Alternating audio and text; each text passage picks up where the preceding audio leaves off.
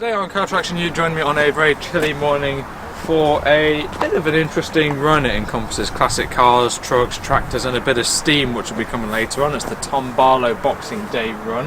We're here at the Jolly Thresher pub about half an hour really before anything starts, and there's a few nice cars here already, so that bodes well that there'll be some good stuff. Got this lovely E34 BMW here as well, very nice, and there's a very tasty old Alfa Romeo, and there'll be a lot more turning up as well. I didn't think I'd actually be doing a video today, but it's quite a unique event, a couple of years since I've last been, so it should actually be an interesting day. So all we can do is see what turns up. Well, here we have definitely the standout car. This really takes my fancy, an Alfa Romeo Montreal, proper classic early to mid 1970s Italian GT. V8 up front, manual gearbox, Bertone designed. So many interesting design cues of these cars. Very distinctive Alfa Romeo. There wasn't really an Alfa Romeo that actually looked like it. Got the really unusual shape of the exhaust pipes on the back. And if we go past those lovely looking alloy wheels to the front, we see these not pop-up headlights, they're sort of like shells over the headlights. They slide forward, I think, to expose the headlights.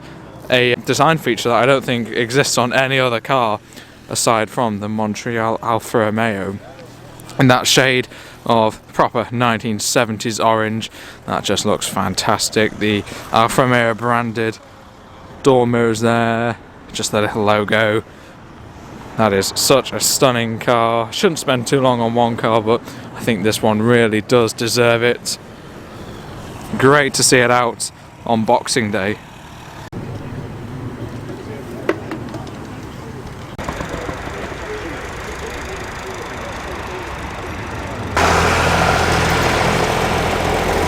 Over there we have actually fitting inside a normal sized space, an ex-military Hummer.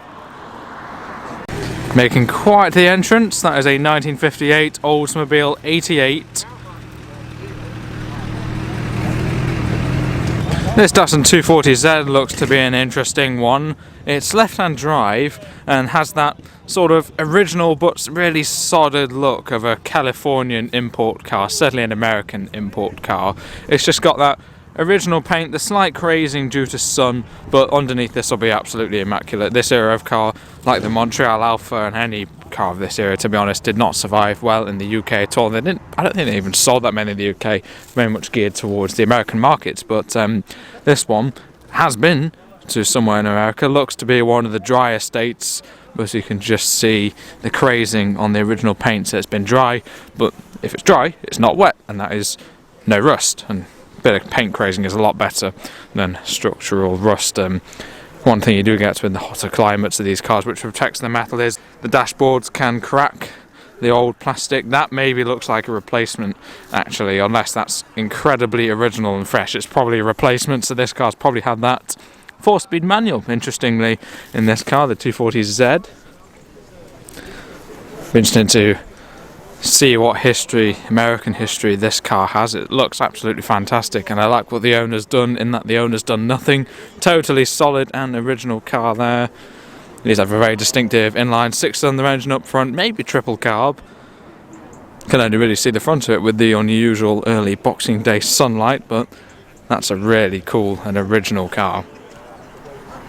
Just behind that lovely 240Z we find another 70s classic car. We've had a 70s Italian, the Montreal, a 70s Japanese classic car, the Datsun, and now we're going back home with the Dolomite Sprint. The Sprint, the souped up, super quick, 125 brake horsepower, I believe, at least originally, version of the Triumph Dolomite Saloon. Much loved car these, known to drive very well. Very purposeful, also quite an opportunity for tuning. They raced a few of these in period. That looks a super fresh, probably repainted, restored car at some point. Looks almost brand new really, absolutely immaculate, but it's got some nice period correct stickers, the Z-Bart or Zy-Bart rust proofing, and the nice Sprint, the original 16 valve. Oh yeah, I thought a couple of alloys were turning up. That looks to be a either pre or post-war, maybe pre-war Scammell. Really unusual body actually. As you can see, modern amusements, modern no longer. It's got some form of engine, probably to power a generator or something for one of a ride at a country fair or something. That's really cool actually, because it's not super long wheelbase, so it's actually quite a storable truck, if you know what I mean when I say that. Not too big, doing a whole lap of the car park. On the trio of David Browns and duo of Fords and Dexters, probably several of many more tractors that will be taking part today, we find an E34 BMW, the one that appeared in the introduction, a 525i automatic. I think this car, original paint by the looks of it, totally original condition actually. Looks a really genuine car actually on those lovely original BMW wheels, which you can't see. Hopefully you can see them through that strange speck on the camera lens, which I'll wipe off in a moment. I think these are fantastic era of BMW, fantastic looking cars, still completely dailyable. Beyond the Volvo with a rearranged front, we find a Toyota MR2, and this oddity isn't like a Toyota Tercel or something, four-wheel drive, similar to the BMW, a super original and clean looking car. That is a bit of a head scratcher, yeah, I'm not even sure what that is. Is it the SL320 shape? I think these are known to be a fantastic car actually when they came out, these 1990s era Mercedes SLs, and quite affordable now. Really cool cars actually. And a Ford Escort that looks pretty sharp actually, with the red, don't want to say piping, red tubing maybe around the bodywork. And I don't know how to describe this colour, it's like a bronze. It actually looks really good in it actually. That looks a really genuine old car. And then Dad is just having a look at the mighty 1958 Oldsmobile 88.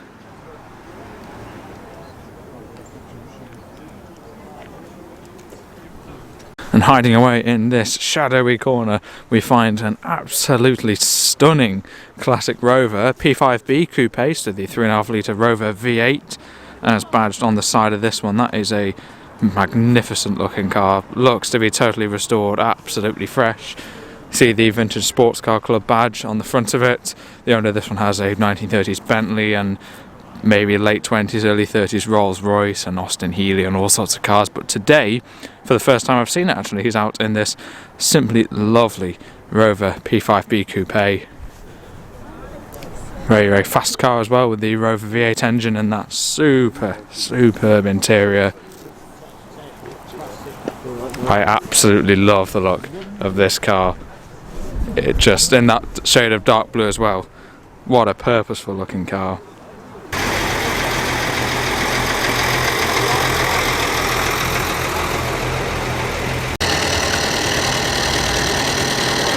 Now this is an interesting car, a Willys Jeep, but not as one would normally imagine a Willys Jeep. Clearly not a wartime example, which is what you think of the World War II military Jeep. This has actually got a J reg, which is like a 1980s reg or something. Loads of other old tractors are coming in. I don't know where they're going to put all those, to be honest, but it shows that the original design of the Jeep in the 40s was pretty good, because this is, as I said, registered from the 80s. It's probably 1970s, 80s. It still looks pretty similar. There's a lot going on here. The Series 3 Land Rover, another David Brown. The Alfa Romeo Montreal is also fired up. Maybe he's departing already. Make some space for the tractors. That makes a lovely noise. Italian V8s aren't all that common. Usually more exotic engines, you could say, like V12s or 6 cylinders, but V8 is known to be an American engine, so the Montreal in that respect is actually quite unique. I'm just gonna nip round all of these to see that stunning car leaving. Well, I say that, the Volvo's got to get out of the way, and we can't exactly hear it next to the mighty Ford 7810. Look at that though. What a car.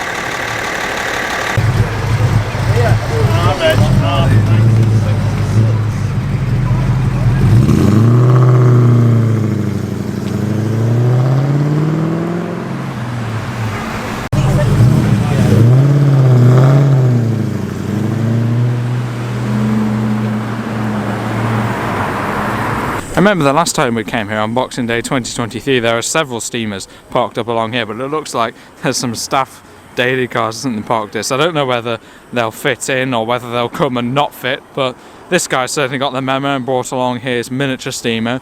These are magnificent pieces of engineering. They work in exactly the same way pretty much as a full-sized one, and they're hideously expensive, even these miniature ones, but they're just mesmerizing. That was a lot of long words, wasn't it? They're simply mesmerizing to watch. That's why so many people are around here sniffing that lovely smoke that has that distinctive smell that only really a traction engine or something early steam can produce. It is a good smell. Yeah, just exquisite engineering. These things do run and drive. Some of them are road legal, some of them just go on the road anyway, but yeah, probably cruise along at about 10 miles per hour and that on its solid tyres, bit of a bumpy ride. Just behind it you got that wonderful fairground Scamel. Just across the road from the Jolly Thresher pub we find our next attendee, a lovely Morris commercial. And that looks absolutely awesome on those really chunky tyres.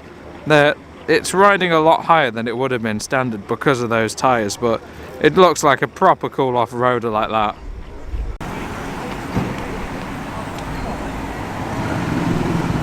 Lovely old classic motorbike. An aerial is it by the looks of it, yeah. Those are the sort of bikes I love, those early 50s single cylinder British motorbikes. Exactly the sort of thing I'd quite like to buy actually. Just sounds lovely, doesn't it?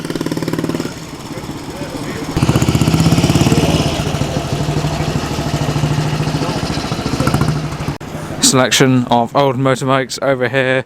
My favourite of which, apart from that lovely old aerial, is this Honda 404 Super Sport.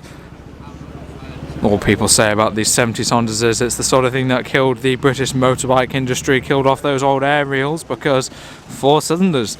Us British couldn't manage that for quite a while after these Japanese motorbikes came in, and they're absolutely lovely and very efficient motorbikes. A Morris Minor Traveller in white. I can still hear that absolutely lovely old aerial, early 50s, big single cylinder, probably 250 or 350. Just lovely, lovely looking motorbike, lovely riding motorbike from what I hear, and very, very affordable. I'd love something like that. I will be honest and say that I'm not actually a huge tractor person, but I must admit that this David Brown looks pretty awesome with those huge front tyres, super wide for front tyres, and then also the super wide rear tyres. This looks a super original David Brown, and yeah, I just like this one because it's got these huge tyres. Usually when you look at older tractors you see like tiny spindly tyres on the front, but those are absolutely massive on the front of this David Brown with 4 headlights. Looks like the Dolomite Sprint is also off, either off home to warm up for some lunch or off to one of the pubs. There's like a pub crawl sort of thing where, you know, all the tractors and steamers go to several pubs across the area. But certainly for now, that lovely Dolomite Sprint in a sort of orangey hue of red is making its way out. A properly quick car for its day, for a saloon.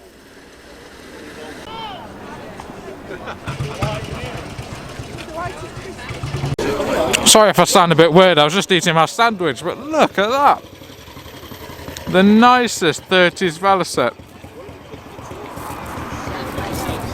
Wow, this is just perfect vintage motorcycle for me. Big single cylinder, late 20s, early 30s Velocette motorcycle. I'm gonna have to chase that one down because that is simply stunning.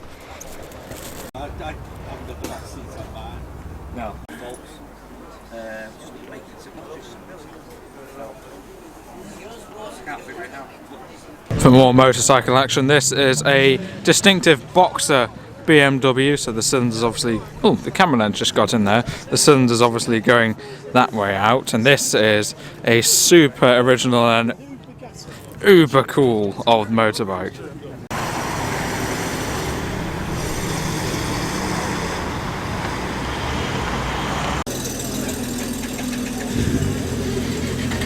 We've got a fantastic smell of coal burning here. This one has road lights, so this is actually one of the road registered miniature steamers. This one's slightly smaller scale than the other one. Actually, no, that is actually a pretty big scale, to be fair. Can't quite see it too well because of the shadows. I'm just standing on this side because I like the smell of it. But yeah, proper old school burning coal in the back there. I've also today organised to film quite an interesting car collection video. So a very interesting car meet, car run, soon to be car run. I don't quite know when they're leaving, but soon to be car run, and also playing a cool video. And that makes a bit of a burble, the RS4 Audi. The first of the miniature traction engines is on its way. Maybe 10 miles per hour was a bit ambitious, that looks a little bit closer to 5.